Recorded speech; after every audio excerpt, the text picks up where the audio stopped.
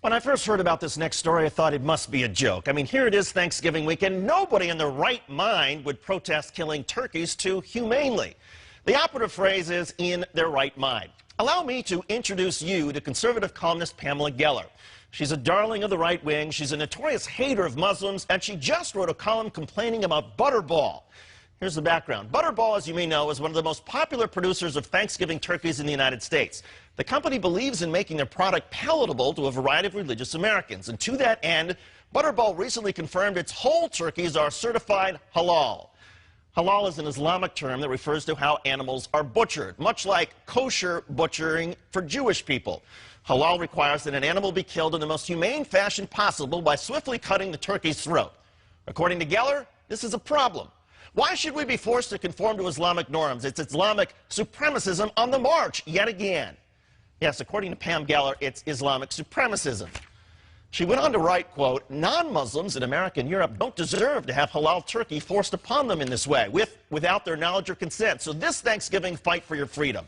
Find a non-halal, non-Butterball turkey to celebrate Thanksgiving this Thursday, and write to Butterball and request politely but firmly that they stop selling only halal turkeys and make a non-halal turkey available to Americans who still value our freedoms. Pam, we're talking about turkeys, and allow me to enlighten you and your readers. It's not just how a turkey is killed that is important for halal or kosher certification. The animal must not be diseased. If the turkey has tumors or cysts, it's not certified. The meat must not come in contact with contaminants, like worms, bugs, dirt, feces, bacteria, things that are also not allowed by federal meat inspectors. All the blood must be allowed to drain out before packaging. Pam, you wrote, I wouldn't knowingly buy a halal turkey, would you? Actually, I would. In fact, most Americans who eat turkey would probably be more likely to buy a halal or kosher one if they knew what it stood for. But I want to help you protect your Thanksgiving from the threat of clean, healthy, humanely butchered meat.